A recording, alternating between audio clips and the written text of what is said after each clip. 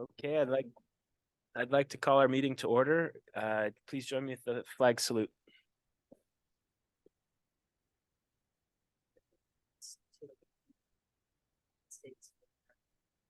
To the republic for which it stands, one nation, under God, indivisible, with liberty and justice for all. Okay, thank you. Can we have a roll call, please? Committee Member Forcroy, or Director Forcroy, I'm here. Director Gatchell, Here. Director Womack, Present. Vice President Ohilsky, President Sesenia. Okay, thank you. Welcome to our October board meeting. I'm glad we have a few people here tonight. Our next agenda item is public hearing to adopt ordinance to amend Title 2.06 to update provisions of water shortage contingency plan. So is that a public hearing that I have to open? Yeah. Okay. Second reading, right? Yes. Yeah. Okay. So does I guess we'll open the public hearing. there you go. I Do we do have a have- presentation for you Okay. to kind of recap where we've been on this project. A little bit of background at the August 3rd board meeting. I presented the water shortage contingency plan. We reviewed it and I made some recommended changes. The board at the September 7th meeting conceptually approved those. So we have duly noticed the changes because it does have to be a public hearing to make an ordinance change. With that, I'm just going to jump right into the changes that we proposed. These should be a little bit familiar to you from our last presentation. We're proposing to change the percent reductions in the different stages of the plan.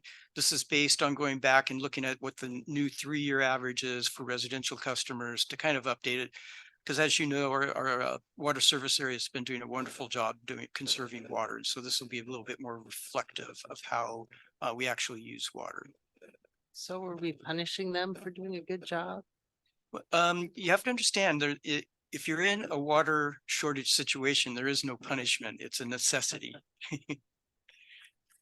That would come in how we allocate water if we get into mandatory rationing, like in stage 3. Okay. Do you want to note that Director Sesenia just arrived?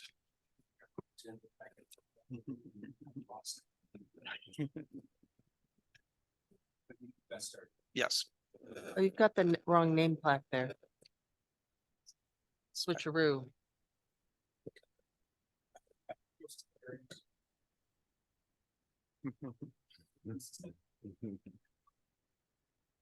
Again, these are just minor modifications in the actual way the percent reduction modifications would work.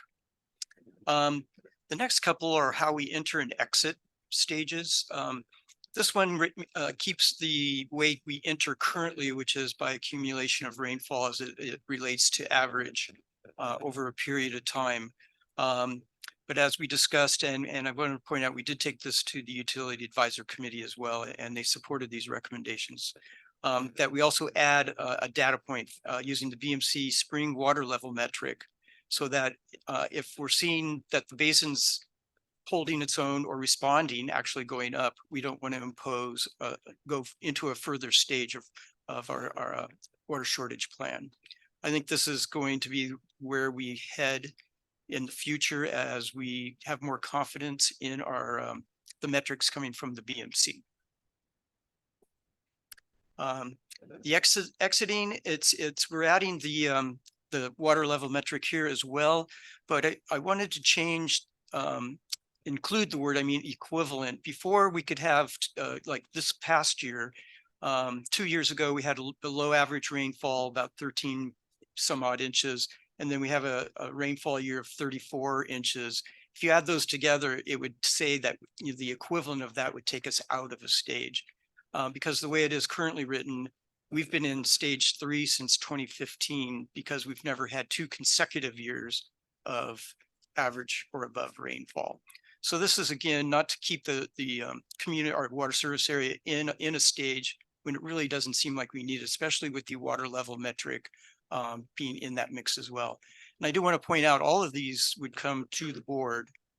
It's not a shall, it's more of a should. And it's really discretionary by the board if and when we go into the different stages. These are guidelines. There were a few prohibitions we wanted to eliminate. This one, water main flushing can only occur in emergency if declared by the general manager. If you recall, that I thought this was more of an operational decision and really didn't need to be in the code. So I'm recommending taking it out. There's this oddball one about allocations being transferred to another property. This is a legacy one. I'm not quite sure when it would come into play for us. If it ever comes back, we could always add it, but unnecessary at this point in time. This one we're recommending because it's limiting landscape to hours per day and days per week. And we don't have the resources to enforce this. And this was included back at a time when this was a popular thing to have in water shortage plans around the state. And it's really been proven it's not necessarily that effective. So we're recommending, because one, we don't have the resources to enforce it, and two, it's questionable the effectiveness, we'd like to take it out. And then finally, the exemptions for irrigation restrictions for community recreational areas. This one would come into play when we hit the higher stages. So in that case, I think that's when we need to be able to restrict water use, and especially on outside irrigation across the board, not just for recreational areas. And the interesting thing about this one is soon the schools are going to be converting over to recycled water, and it's not going to be an issue. It may affect, well, the park's going to be converted over as well. So those were the changes. I did provide a red line version and a clean version in the agenda packet, and I can answer any questions you may have.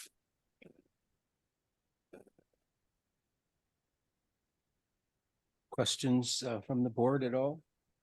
Okay, so we'll need public comment on this item. If you'd like to make a public comment and you're online, please raise your hand. And if you're in the boardroom, please come up to the podium. There's no public comment online. Okay, we have one here in the boardroom. Thank you. Good afternoon, everybody. I haven't been for a long time, but I was looking at this rather late last night, and I'm a little confused, and I missed the beginning. Are we trying to say that a level 3 is not our standing currently, or are we reducing some of the level 3 restrictions that we tried to hold? Because I know that we go with what the basin management statistics look like, but we didn't get a lot of rain into our aquifer. We got a lot of basins and reservoirs and lakes filled, but a lot of which, that was a plus. But again, I'm not sure that we have any position with weather to say that we aren't still in a severity. Thanks. Any other public comment here in the boardroom? Okay, do you want to clarify just? Yes, what we're doing tonight is only changing some of the parameters in the existing water shortage contingency plan. We're not recommending going up or down in severity levels. By doing some of the changes here, we could, but that's going to again be a board decision at a future date. Okay, seeing no other public comment, we will bring it back to the board, and I'll entertain a motion at this time.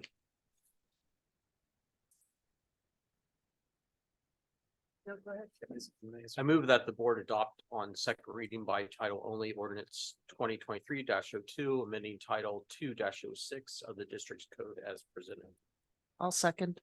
And we will need a roll call vote, I do believe. Yes, Director Gatchel, Yes. Director Womack, Yes. Director Forkroy, Yes. President Sisenia. Yes. Okay, that passed unanimously. We'll move on to agenda item 3, the general action item, adopt resolution 2023-30, approving an interim year consumer price index increase of 2.7% for solid waste rates. Clarify to me, what does interim year mean? Well, I am going to get into that. Okay, And before we begin, I want to introduce Jeff Claren. He's the general manager of the San Luis Obispo unit for Waste Connections. It's good to have him here. He's been a good partner over the years, and I've known Jeff for many, many years. So I wanted to explain what the rate setting process is. And the reason I brought this to the board mainly was so we could explain a little bit, since this is the first opportunity that the board's had to look at how the process works since we received the franchise authority back. The solid waste rate setting process is a 3-year process. The first year is what they call a base year. And I want to say this is all in our franchise agreement, so it's contractual. Let me, ahead of myself here. It's set, it provides procedures and processes and a schedule on how we're supposed to review rate applications. And it is binding to both the contractor and the district to determine revenue adequacy for the contractor, while ensuring that our community is also getting good service at a reasonable rate. So under the methodology, it's a 3-year process. The first year is the base year. And that application requires extensive financial information. And it's also, it reviews the past expenditures, what the current, where Waste Connection is financially in the current base year when it starts, and then estimate future operating expenses. And that's how you create what that rate increase would look like. And that is then the basis for the interim years. And those would be years 2 and 3. It's similar to our water rate increase we did last time.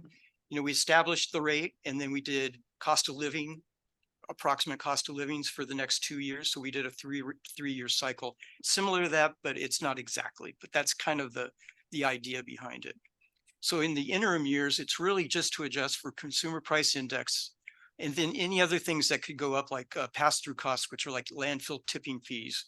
Or there could be an extraordinary event or regulation implemented by the state that would increase the cost to Waste Connections to provide service. So basically, interim years, you're trying to shoot for just consumer price index increase. And these are typically considered routine. They would be advertised in the Prop 218 notice so that they could be increased without really any formal action by the board. So where are we now? We're currently in the year 3 of that cycle, which began with the while the county still had the franchise authority for Los Osos. The base, the calendar, that was the base year was for calendar year 2022. When we saw the increase earlier this year that had the CPI in it, along with other things, there was that retroactive increase in there that really escalated it up. But all this could change. We are negotiating a new rate setting process and procedures. And so I'll keep the board, and that's something we would adopt. So I'll keep the timing on when the next base year is up in the air right now. It could be next year, or it could be out another year or so. That's to be determined. So this one is a request based on the Bureau of Labor statistics. Basically, we use the same formula that we use for the special fire tax, which is an average between the Bay Area, I think it's San Francisco, Hayward, Oakland, and the LA area, which is Los Angeles, Anaheim, and Long Beach. And that's 2.7%. And that was in the board packet with the letter requesting the increase. Waste Connection provide the chart from that from the website. It's important to note this would take effect January 1st, even though we're considering it right now. And then, as I said, there will be a corresponding of a decrease of about 20% from that retroactive increase. So I have a slide here in a second that will show what that looks like, and it is also in the board packet. The county, when it did the base year and then the CPI, did go through the Proposition 218 process and noted in the notice that it would be a CPI increase both in 2023 and 24.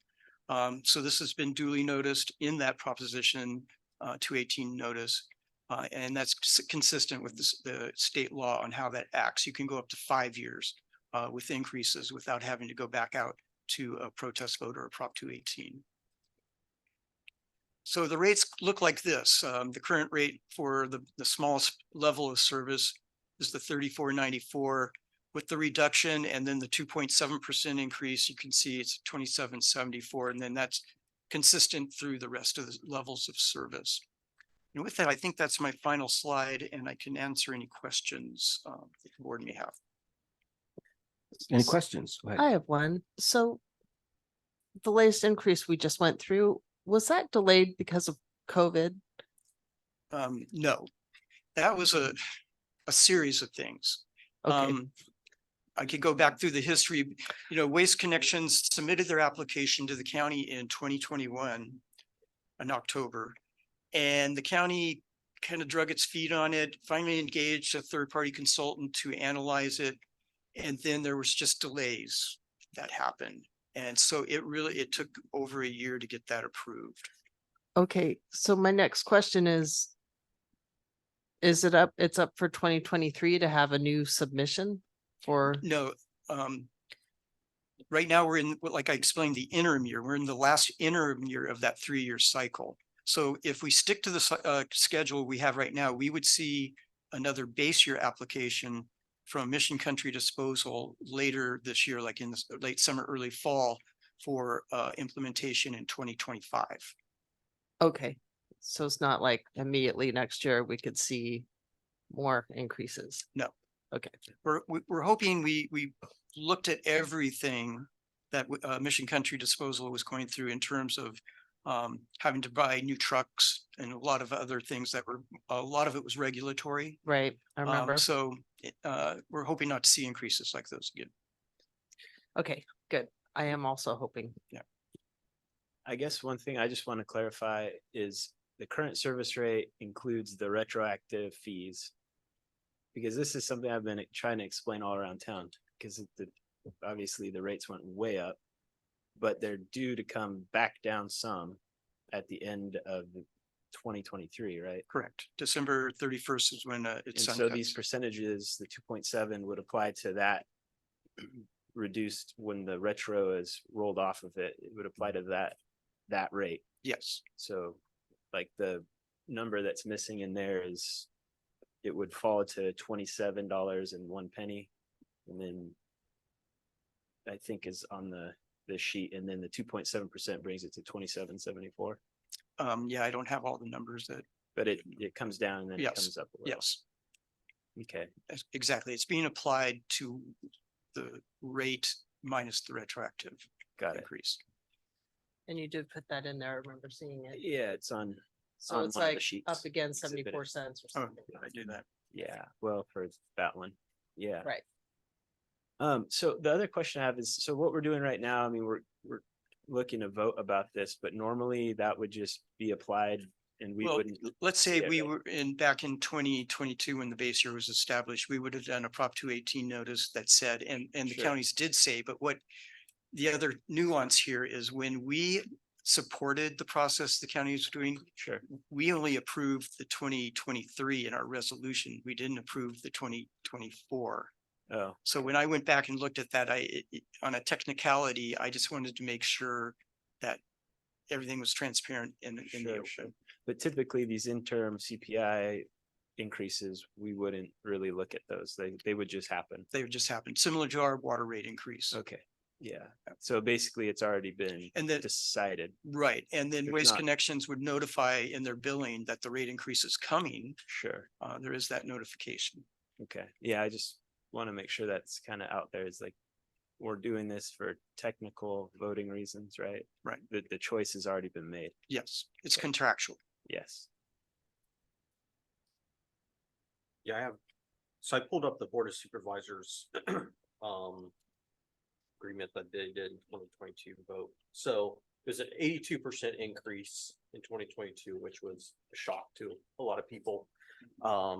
It says in here, the base rate increase was for 41%, for a lot of reasons that they listed, labor, trucks, and Right. insurance, like you mentioned, and a bunch of other stuff. At 23 CPI increase of 9%, and a temporary short-term rate increase due to delayed rate implementation. They don't say that's added percentage in here, but that would be about 30%. So if you take round up 42 and 10 to about 30%. But we're only decreasing that short term rate by 20%. So where's the other 10%? Then we're going to add it 2.7. So to me, that's like 12.7% that we're keeping. in Right, these new I rates. had the same question for Waste Connections, and we went through their spreadsheet, and I don't know, Jeff, if you've got could explain it. Because There's 10% missing. it's not really missing. And I have the spreadsheet because I was Okay. questioning the same thing. Yeah, good evening, board members. Jeff Claren here with Waste Connections, the Missing Country Disposal. Ron is correct. I think when you do look at the percentages, it does look, it's like percentages and numbers.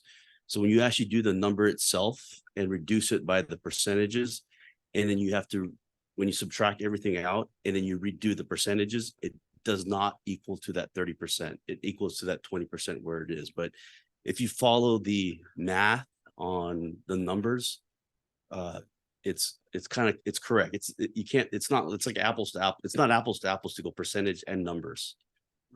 And I can provide you with the spreadsheet Yeah. because once I went through it and they explained it, I go, okay. It's hard to explain back. But it's trying to mix percentages and numbers, like Jeff said. Yeah, I mean, the board of supervisor, document here is all percentages. So there's like no real numbers in here, but now we're doing numbers, not percentages. So. Right. We actually use just the current values of what that was. And we actually started before the 40%. So we went with the 40% with the exact number before that, added the 40%. Then we added the 9.07 for the CPI. And then the short-term retroactive was added to that number. And then what we ended up doing is it gave you numbers to that percentage. And at the same time too, we came back, we knew December 31st, the retro piece was going to come off. And that math came to a number, and then we redid the percentage, and it is a little bit different, but the numbers follow. So when we say we're in a budget surplus, that's why we're going to take that retroactive off now. No, it was to make them whole.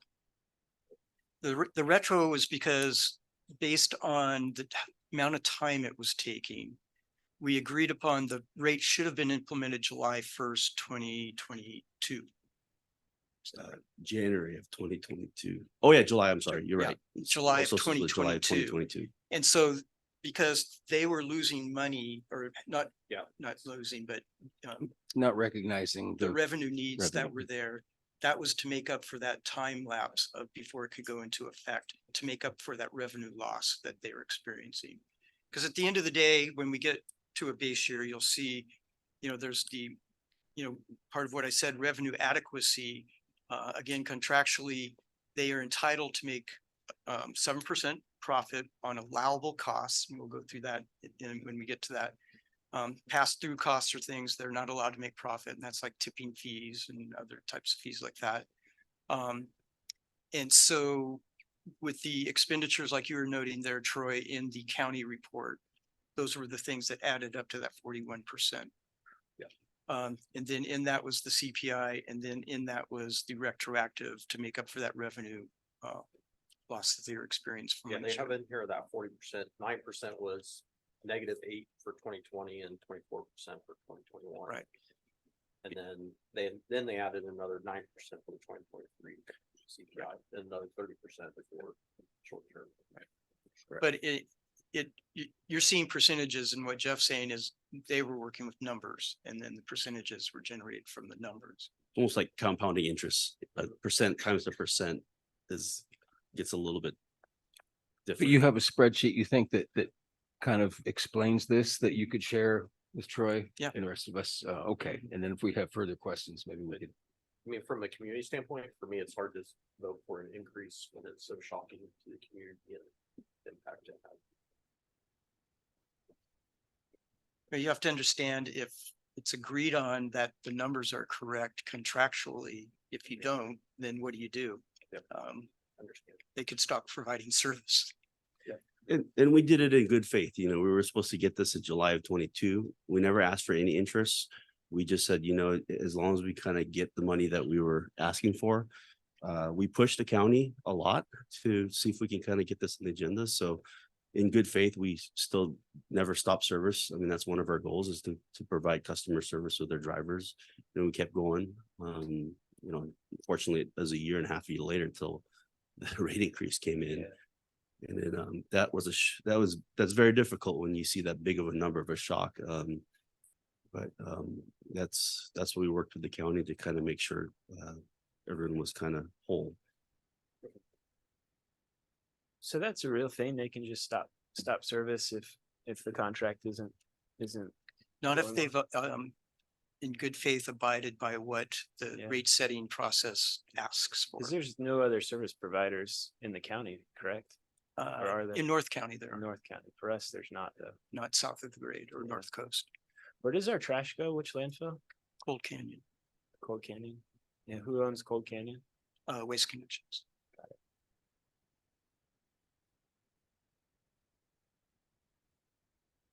I hope the county's easier to work with in the future. Well, it's, Well, now it's ours. They deal with us. Well, that's Right. true. Okay, they're done. Right. well, you gotta remember too, there was a little bit of the IWMA in that as well when they split from the county. So there was Right. part of that as well. It So was a confusing year and a half. it was a 2 years. confusing, that is correct. So. Okay, so no further questions from the board. We'll go to public comment for agenda item 3. If you'd like to make a public comment and you're online, please raise your hand. And if you're in the boardroom, please come up to the podium. We have one in the boardroom. Go Go ahead. ahead, Nancy. Lindy Owen, Osos. I continue with confusion because it's been kind of a confusing changes and everything, but I read in the Tribune today that the county is giving up and going back to the IWA. Yeah, IWMA. And so that's interesting, and it's going to save ratepayers 7% because they're not very competent and they didn't do they weren't able to pull it off, I think. So I'm very glad to see that because I think the IWM has cleaned up its act a lot too. So hopefully things will go smoothly in the future. But I guess I'm a little confused because what is Waste Connections versus our, just forgot the name of our regular Mission Country. Mission Country. Mission Country is under Waste Connections, and that's the overall. And so are we under the county? Do we have any obligation to them except to pay them back for the franchise they took? I'll answer you when we're done. What? I'll answer you when we're done. Okay, those were my confusions. Thank you. Thank you, Lindy. Any other public comment tonight? There's none online. Okay, and no other in the boardroom. Yeah, take a stab. at Yeah, that, please. well, yeah, Mission Country Disposal is under the umbrella of Waste Connections. It's a national corporation. They service areas across the country. And they also have San Luis Garbage, Morro Bay Garbage, South County. So they operate all these subsidiaries, I guess you could call them. And nothing to do with the county now. The county has their own contracts with those different entities under Waste Connections, but they're not associated with us in any way.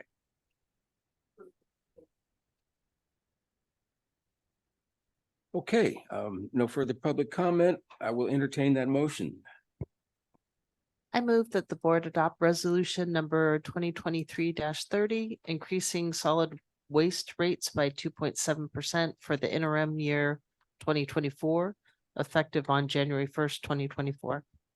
I'll second.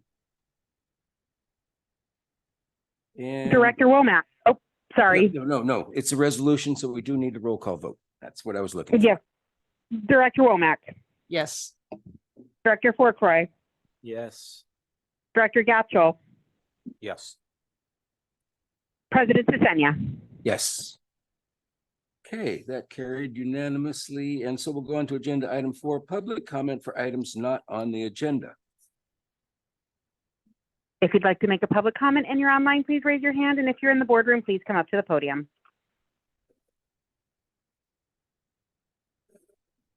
We have one in the boardroom, at least. and the clock's on 1:45, and I may need more than that. Sorry. That's okay. Richard Margetson.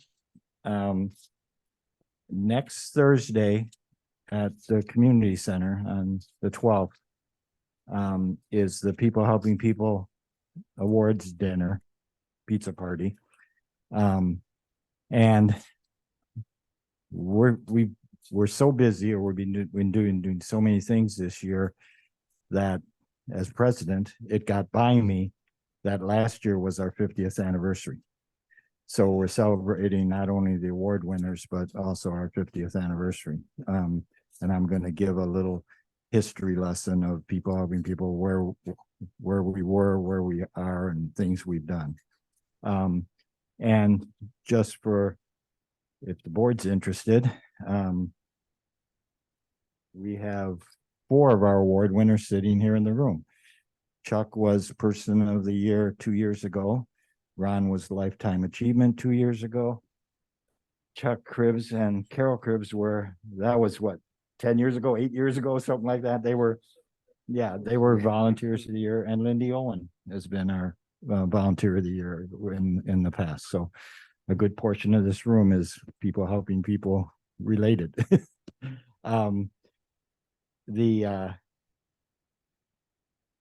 I've asked most of the previous award winners to come this year because it's our 50th anniversary and we want to acknowledge them.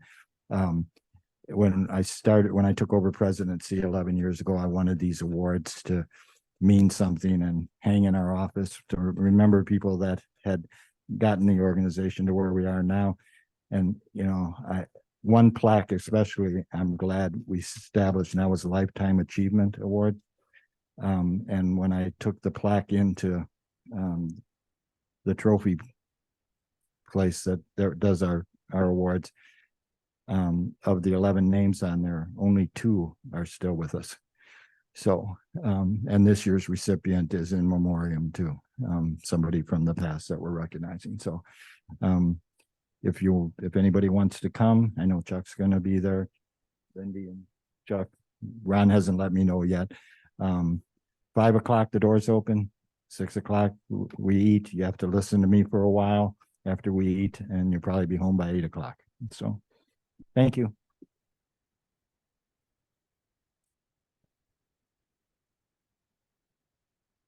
Yes.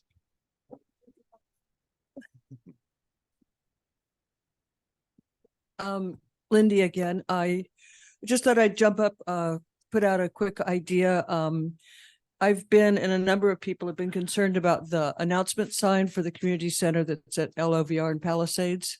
It's kind of like pale yellow and it has old kind of fallen to pieces lettering on it, which basically announces all the activities at the community center and different things that are going on in the park area too. So there's been a movement to see about, and what happened is when the traffic signals were put in there, the county just didn't really notice that they blocked our sign.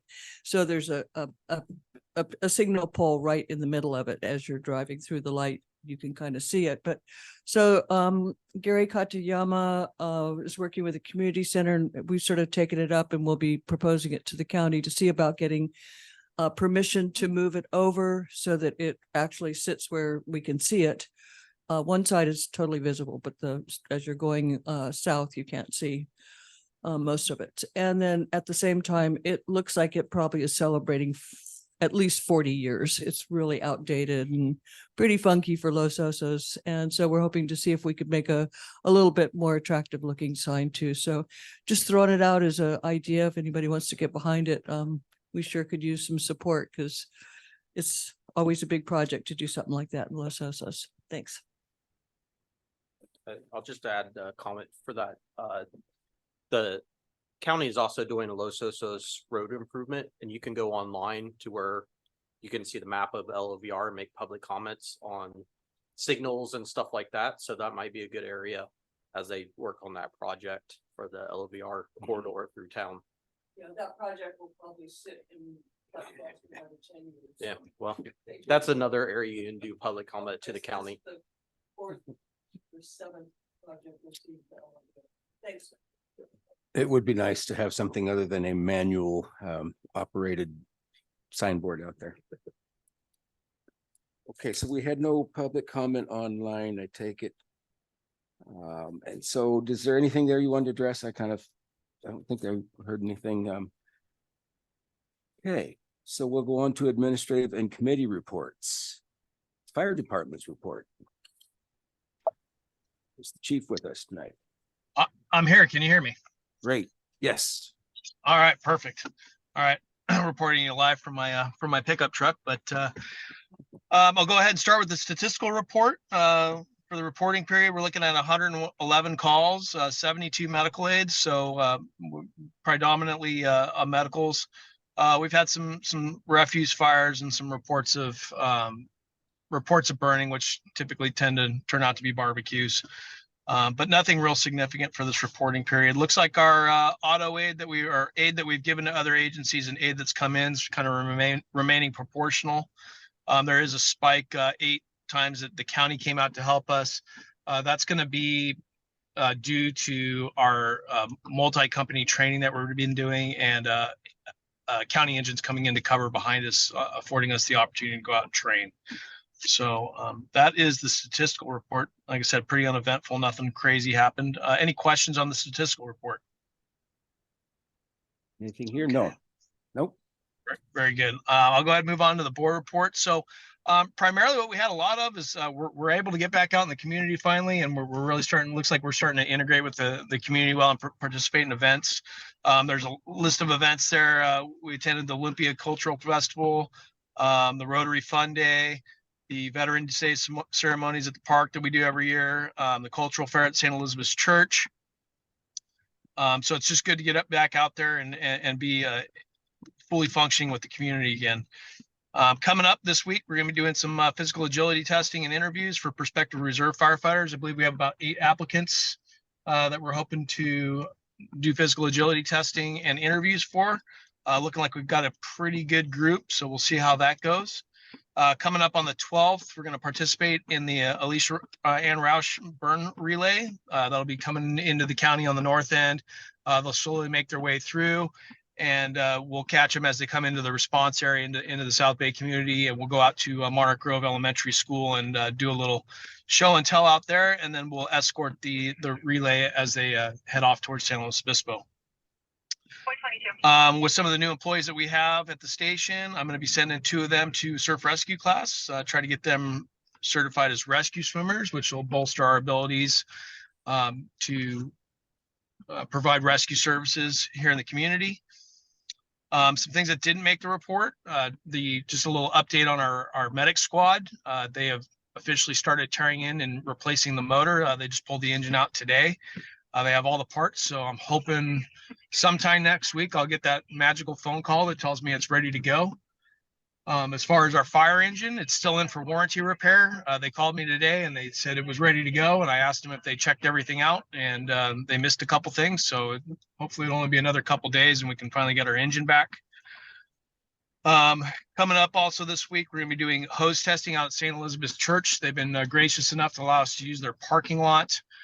We're trying something with a third-party testing company that's going to come in and give us better representation of where we're at with our fire hose complements and where it's at in its service life. The entire county is switching to this service. It's a service that I was used quite a bit when from where I came from up in Santa Clara County. It does a lot of different things. One, it gives us good, accurate third-party testing, which we already do for our ladders and our self-contained breathing apparatus.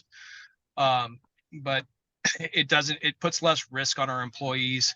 It's very physically arduous to take all the stuff off the fire engine and put it on. There's a lot of risk for either falling off the engine or just causing general strains and sprains of loading that hose on and off the engine. So we kind of take that liability off the employees, or onus off the employees, and put it on this third party, making sure that we're available for response at full force. And as you know, we've had some challenges with staffing levels just due to injuries and vacancies, and we're finally starting to get to a point where we're whole again. So I'd like to keep everybody healthy. With that, that's the end of my report.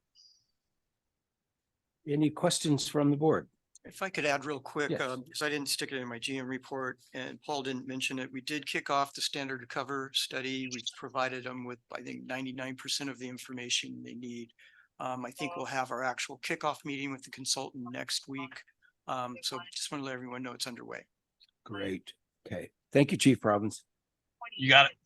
Okay, Sheriff's Department report. Is Sergeant Coyos with us? Good evening. It's actually Sergeant Slaughter. Sergeant Coy's moved to the other side of the week, so I Okay. am one of our new sergeants here at the station, and will be attending the for these reports. So in Los Osos, last month we had 75 calls for service. That's pretty comparable to last year. We had about 71. 4 of those calls were assault and battery. I took a glance at those. Those appear to be really amongst a victim and a suspect that both knew each other, as opposed to like a random assault in the community. We had 40 calls for disturbances. We had 8 calls related to theft, 1 call related to burglary, about 5 for vandalism, 1 for mail theft, which was actually a month old, 2 phone scam reports, 21 suspicious circumstances. Out of those, there were 3 reports drawn, 2 of which were mental health related, and 1 was probably family related, maybe a family dynamic going on there. We had 74 enforcement stops. Out of those, 12 were pedestrian stops, and then there were 62 traffic stops. And we had 36 preventative patrol calls, so that would involve like foot patrol or patrol checks of an area that there had been issues previously. Out of all that, I made mention of the 1 burglary report. It was a theft of tools from one of our businesses out here. And then there were a couple of shopliftings. There were 2 reports of shopliftings, and 1 person was arrested in the course of that investigation. I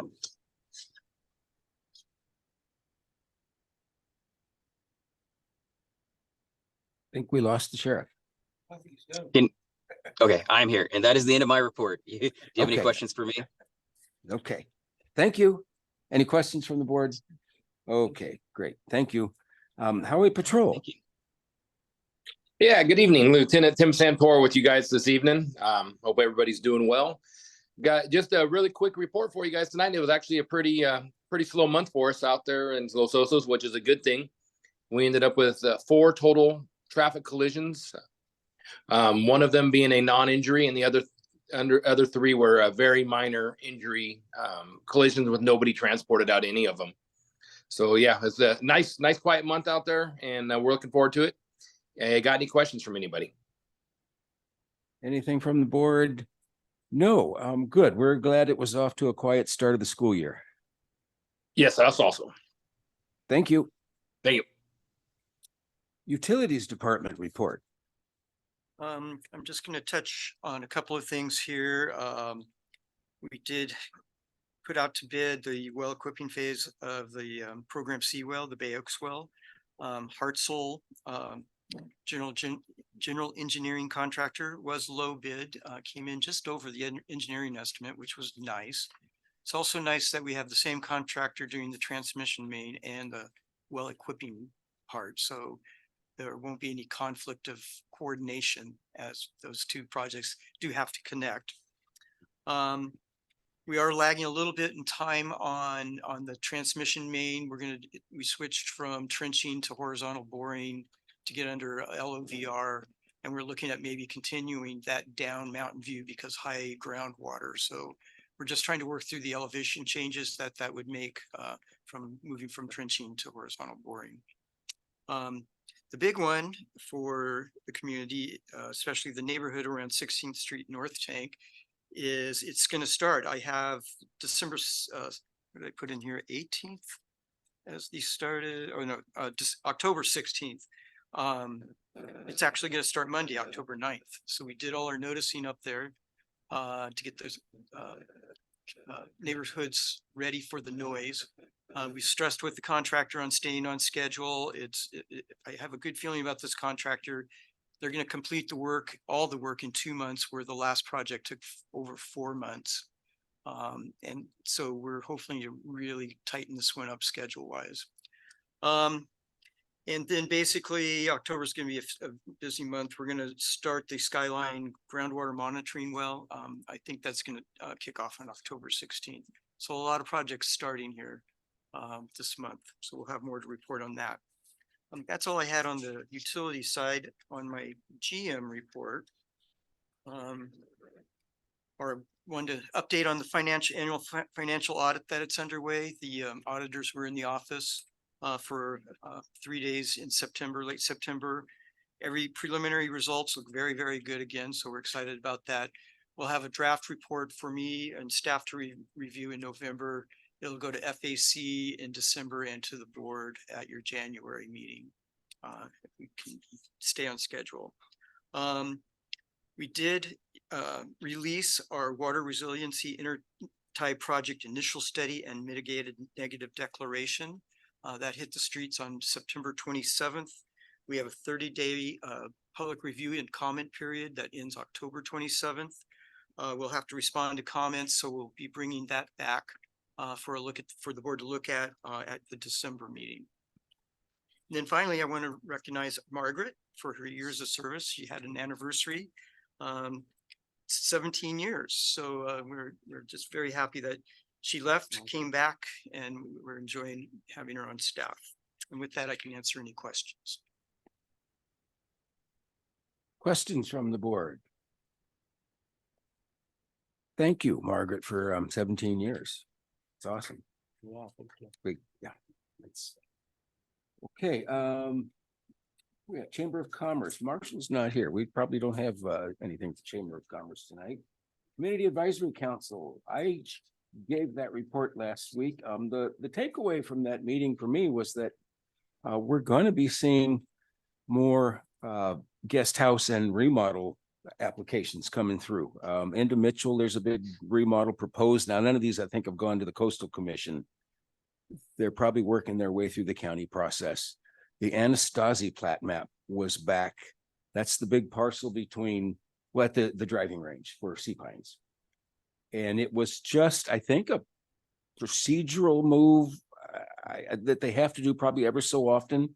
It's coming back to the LOCAC at some point in the future, and I'm not sure what the status will be at that point. I don't think there's an application that's been filed. Well, my understanding is that they have, through all the different ways you can extend the deadline, they have 1 more year. Okay. Yeah, there was some comment from S&T about the plat map not recognizing their easements, and yeah, interesting. There's a lot going on that was interesting to talk about. But I think that you'll be seeing more permitted projects probably coming through, or at least going to the Coastal Commission. Let's see, Parks and Recreation. No meeting this week. I mean, this month. Yeah. Sounds like our next meeting's in probably November. Okay. Utility Advisory Committee report. Kind of hit the nail on the head. Our projects are moving, and And I did provide a revenue summary. Oh, water that's revenue right. Summary from last fiscal year, because there was a lot of interest by the UAC on that. A short answer to what the revenue picture looks like is we had over $800,000 in grant funds that saved our $250,000 in the red from decreased water sales. So we actually came out good.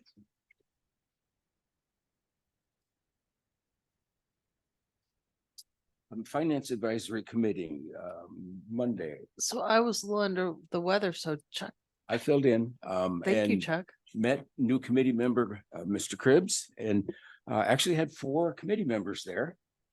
It was pretty awesome. It was nice to meet everyone. Basically, we're coming up to speed with the new committee members and looking at our financial reports and learning the formats, and me too. That was the first You did a finance fine committee job, meeting Chuck. that I've been to. And I mean, just calling out the larger of the warrants in a little special section so that people don't really have to search to say, wow, that's a big check. What was that for?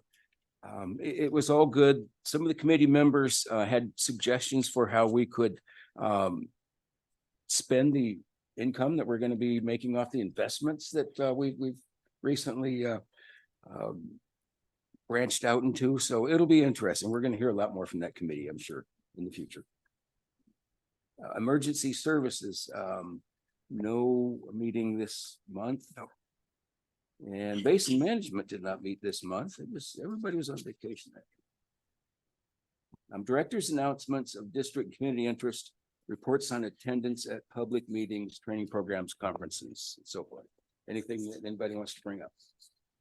I guess part of the chamber, the Oktoberfest will be the last Sunday of the month in October, to remind people of that. So that's happening and on the way with the chamber. The committee. Next, the first Sunday of, so it'll be before our next meeting. The first Sunday of November, again at the community center, there'll be another benefit concert, this time for the community center, and Kiwanis and Rotary, I believe, are the beneficiaries this time. This is the third in a series of 3 that have benefited the community center and one of the other nonprofits in town.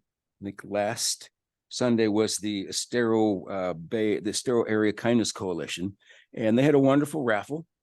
Things went well. Somebody is spending 2 nights at Tree Bones as part of the raffle, and then McCall's Ranch, a fancy place up in Cambria. Some good raffle prizes. So that first Sunday in November, there'll be another. And then don't forget the People Helping People meeting next Thursday at 5 o'clock. And let's see, previously asked questions. I don't think we have. We've been keeping up with that. Okay, so does anyone want to pull anything from the consent agenda before we move on to public comment for that? It looks pretty light, as a matter of fact, tonight. Okay, public comment for items on the administrative committee reports and the consent agenda.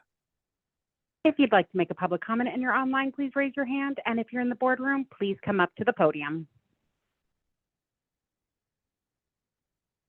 There is no public oh, hold on. I have public comment online. Lynette, you just have to unmute yourself. Hi, Lynette Tornatsky, Los Osos. Thank you for all the reports. I wondered, Chuck, if you could expand a little bit what South Bay Community Center intends to do with the money that they make off of these 3 fundraisers. I think that would be of community interest. Thanks. Sure, I should have mentioned that. It's my understanding that we're hoping to upgrade the emergency service capabilities there, so that we're ready the next time we have a true emergency. We need an evacuation center, that kind of thing. As you know, last January, we couldn't even, electricity was out, so we didn't even have lights for people if they had been able to evacuate there. So we want to maybe look at generators, just every way that we can to fully meet emergency service needs in the community, make it a full-on community service center. And so that's kind of the long-term goal. It may be that these 3 concerts do more than fund a grant writer to look for a big opportunity, because it's going to take some heavy lifting to do that. And so this is the start of that process. That message sign that Lindy mentioned earlier, that probably all could be wrapped into this sort of thing. That could be part of your emergency response plan, a digital sign there. So that's the big picture, I think, at the community center. Thanks for asking. Okay, no further public comment. We'll look for a motion to approve the Okay, I'll make a motion that the board receive and file the administrative committee reports and approve the consent agenda. Thank you for filling in for Marshall. I'll second that. Okay, we have a motion and a second. All in favor, say aye. I have to do a roll call. Oh, we do. There's a We resolution. have a resolution about the destruction of the records. That's right. Director Forkroy, Yes. Director Gatchell, Yes. Director Womack, Yes. President Sesenia. Yes, thank you for keeping us on the up and up again. Okay, future agenda items. Anyone have anything that they want to add to Ron's list? Which is constantly evolving and. Oh, one thing I should have mentioned, the ad hoc committee that Matthew and I put together to talk about the repairs at the basin that failed. We get together and met with Ron. We had some suggestions for moving forward. We're going to be trying to put together a letter to the county outlining kind of what we think the steps are. There's further remedial work, maybe on the part that didn't fail, that we're going to have to do some further maintenance. And so that committee did meet and furthered some recommendations onto Ron, and you'll hear more from that in the future. Almost forgot that one. And with that, we'll adjourn in almost record time without even trying.